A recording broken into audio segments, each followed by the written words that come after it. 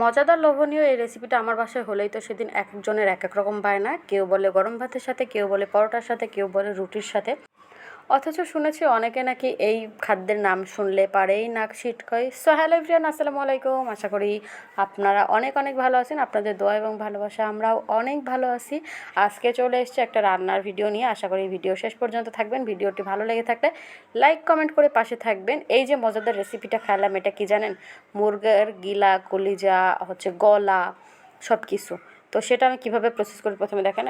পানিতে লেবু চিপে নিয়ে আমি চুলাটা জ্বালিয়ে দেবো। তারপরে খুব সুন্দর করে ধুয়ে রাখা গিলা, কলিজা, গলা যা কিছু আছে মুরগির সব কিছু এখানে আমি দিয়ে নিলাম। আর সব কিছু বলতে গিলা, কলিজা, গলা এগুলো যেগুলো আমরা তরকারির মধ্যে রান্না করলে অনেকের পরিবারে এরকমটা ঘটে যে এগুলো পড়েই থাকে, মাংসটা শেষ হয়ে যায়। অথচ আমাদের বাড়িতে কিন্তু এটা ঘটে না। মাংসের মধ্যে রান্না করলেও গিলা, কলিজা, বিসমিল্লা যেটাকে বলে, বা মুরগির পা, এগুলো কিন্তু আমরা সবাই পছন্দ করি, আমাদের বাড়ির প্রত্যেকেই। তো মাঝে মাঝে আমরা এইভাবে স্পেশাল করে খাওয়ার জন্য জমায় রাখি।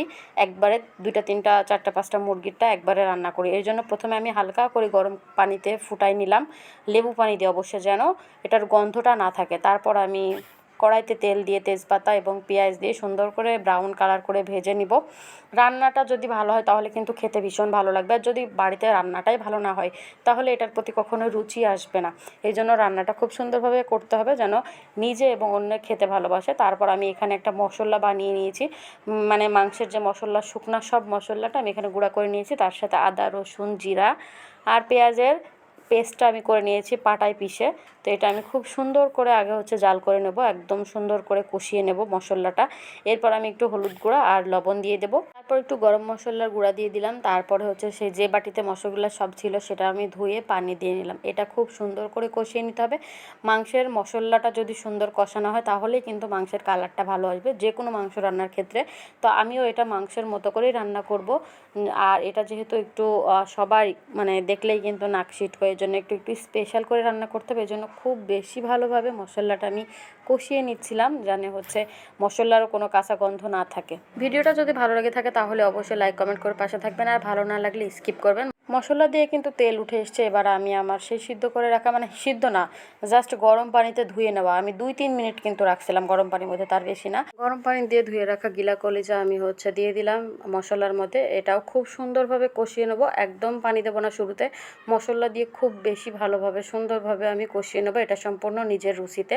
তো যাই হোক, এভাবেই কিন্তু আমি রান্না করেছি। এভাবে আমি আস্তে আস্তে সময় নিয়ে অল্প অল্প পানি দিয়ে এটা আমি সিদ্ধ করে নিব। অনেক বেশি পানি দেবো না, কারণ এটা একদম ভুনা ভুনা হবে, কোনো রকম সিদ্ধের পানিটা হবে। আর যে মশলাটা ঘন ঘন আছে ওটা দিয়েই কিন্তু ভাতটা খেতে বেশি ভালো লাগবে। ভাত, পরোটা, রুটি যাই খায় না কেন ভীষণ ভালো লাগবে। যারা এটা একদমই পছন্দ করে না, এভাবে রান্না করলেও কিন্তু ভালো লাগবে। দেখুন আমি খুব সুন্দর করে রুটির সাথে এটার পরিবেশন করেছিলাম, খুব ভালো লেগেছিল খেতে, দেখতেও কিন্তু অনেক লোভনীয় হয়েছে। আর আমি গরম গরম ভাতের সাথেও খেয়ে দেখেছিলাম কেমন লাগে। আলহামদুলিল্লাহ, দেখতে যতটা লোভনীয় লাগছে খেতেও ঠিক ততটাই ভালো লেগেছে। এখন ভিডিওটা আপনাদের কাছে কেমন লেগেছে অবশ্যই কমেন্টে জানাবেন। আর না খেয়ে থাকলে এভাবে একবার ট্রাই করে দেখবেন, ইনশাআল্লাহ এরপর থেকে এটা খেতে ভালো লাগবে। তো আজকের ভিডিওটা এই পর্যন্তই। সবাই সুস্থ থাকবেন, ভালো থাকবেন, আল্লাহ হাফেজ।